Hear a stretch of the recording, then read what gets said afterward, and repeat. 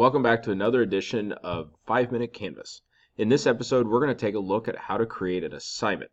Now, I'm on my modules page, and I'm going to go ahead and click on this plus sign to create an assignment in my Lesson 1 module. And you can see here, add it to Lesson 1.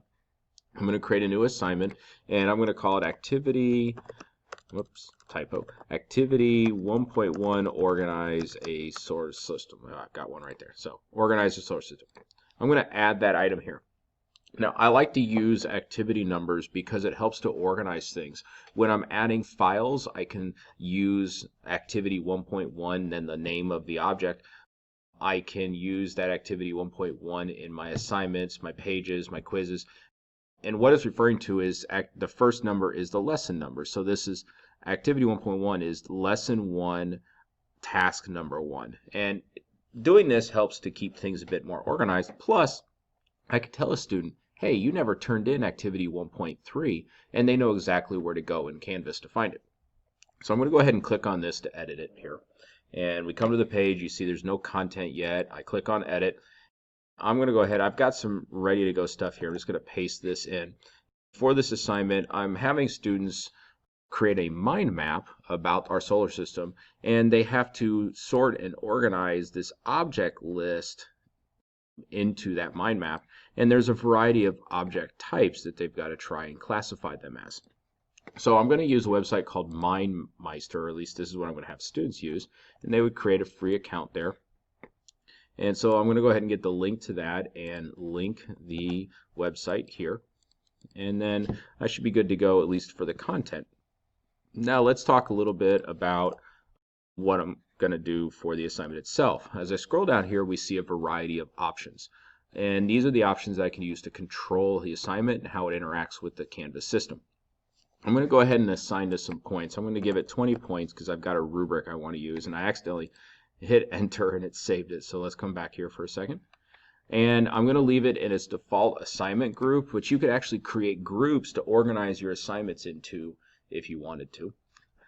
There's options for how to display the grade. I usually leave it as points because it's the simplest one for what I do. But you can see you could even have something just a complete and incomplete in terms of how it's displayed. I am going to count this for the final grade, so I'm not going to put a check mark there. The submission type, now this is where you can do a variety of things. If you have an outside website you want to use, you can set it up for them to do that. If it's on paper in class, you can choose to do it on paper and then you manually enter the grades. And online, I could choose a variety of options. So I'm going to allow file uploads and a website URL because in my instructions, students are turning in a source list as well as a URL for the completed mind map.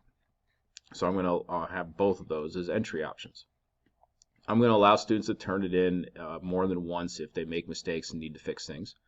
But you can limit how often a student can turn the assignment in. Grouping assignments, for this one, if you have a group of kids working on one assignment, you can give a grade that applies to everyone. If you do this, you just have to define your groups, okay?